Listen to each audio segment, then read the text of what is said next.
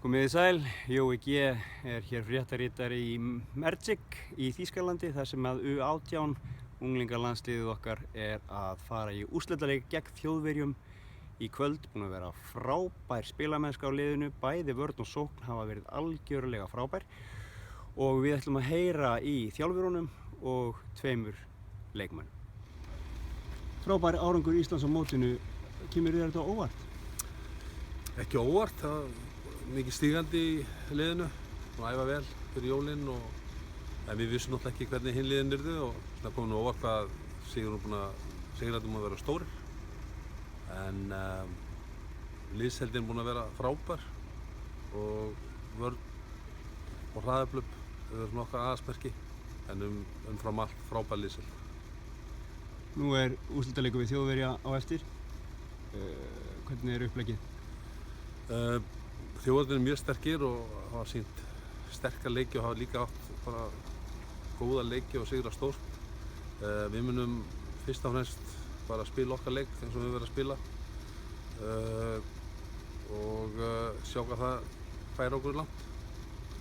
Þá er vörnin fín á þeim, en leið og við förum að sækja, spila áfram og býða til næsta. Nú hefur þú verið með nokkur landslið. Hvar stendur þetta landslið? Svolítið erfitt að segja það. Svo árangur í þessum yngri okkar landsliðum byggist rosalega mikið af vinnu og það sem ég er ánægður með í þessum hóp þetta er agaður hópur og strákar sem eru tilbúin að leggja mikið á sig. Þetta er mjög jafn hópur, mikið af jafngóðum leikmönnum, þannig að æfðu mjög vel í haust, koma vel undirbúnir í þessa túrneringu og þeir eru búin að standa sig frábærlega. Möguleikarnir á sigrinum í kvöld? Sem ágætis möguleika. Ef vörnin er jafn góð og hún hefur verið, markvarslan góð og hraðaflöp hefur verið búin að vera að skora 10 til 12 mörk úr hraðaflöpum þá lið sem skora 10 til 12 mörk úr hraðaflöpum og alltaf möguleika á sigri og ég held að við hefum bara jafna möguleika við Þjóðverjana. Framtíðin björt hjá Íslandi? Já, alveg klárlega og bara frábært að fá upp hérna enn einn sterk árgangi.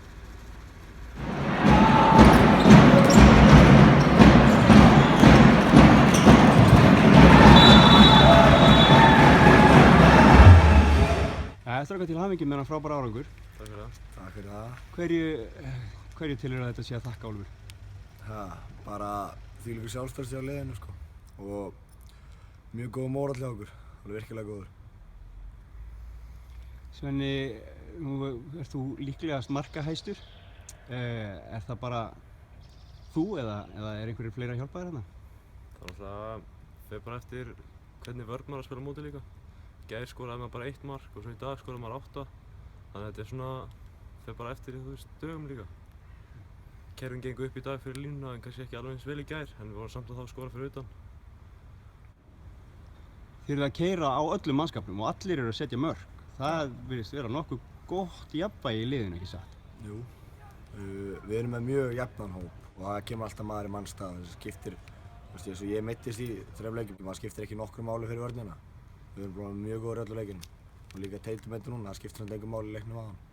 Þannig að ég vil bara segja að við erum bara allir mjög góður og allir mjög jafnir líka. Hverju þakkar þú árangur? Ég myndi líka bara segja að það væri virkilega gott sjálfstraust í hópnum. Við erum alltaf búin að æfa vel og erum orðnir öruggir á boltann og farin að þekkja hvernig næsti leikmaður spila við hliðina á manni. Þannig að já, þetta er bara sjálfstraustið og viljinn til þess að vilja sýna sig og standa sig vel. Ég sjá það mjög vel á strákunum í upphitun og annað að þeir vilja virkilega standa sig vel og klára leikina af krafti.